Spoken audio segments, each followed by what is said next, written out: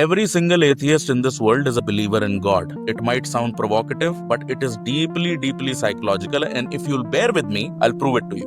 अगर गॉड को डिफाइन करना हो but not just as a religious deity, तो आप क्या कहोगे? मैं कहूंगा कि God is an ultimate organising principle, या फिर एक मॉरल एंकर है, या फिर एक सोर्स ऑफ मीनिंग है जिसके सामने लोग अपने आप को समर्पित कर देते हैं. So from a psychological standpoint, God can be interpreted beyond religious imagery as well. God is the highest authority in our value system that shapes our morals and our worldview. ज्यादातर लोगों के लिए वो अथॉरिटी एक divine God होता है, और कुछ लोगों के लिए it can be science, nature, logic, humanity, art, craft, whatever else they want to believe in. But the point is, हम इंसानों की बहुत डीप साइकोलॉजिकल नीड है कि हमारे पास इस लाइफ और दुनिया को नेविगेट करने के लिए कोई एक गाइडिंग फ्रेमवर्क हो.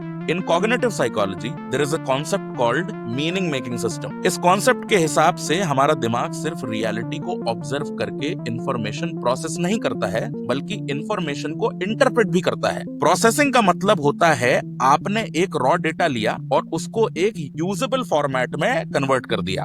लेकिन इंटरप्रिटेशन में you assign meaning to that process data. And to interpret any data you need certain frameworks, a set of core principle, maybe narrative, और some sort of belief that help you decide between what is right, what is important, what is wrong, what is good, what is bad, to figure out the patterns. तो इसीलिए अगर कोई इंसान एक traditional religion को reject कर भी देता है, their brain still seeks something else to fill that role. इसीलिए when someone stops believing in theistic God, they replace that belief with another supreme concept. Now that supreme concept could be science, या ये कोई और भी चीज हो सकती. Now this replacement functions psychologically like a belief in God. So the belief is still there. An atheist might say, I don't believe in God, I believe in facts. लेकिन twist ये है कि ये believe करना कि fact is the highest truth is a belief in itself. It is a belief in the reliability of human perception and reasoning. So they still operate with faith, just in a different God. Actually, there was a psychologist by the name of Viktor Frankl.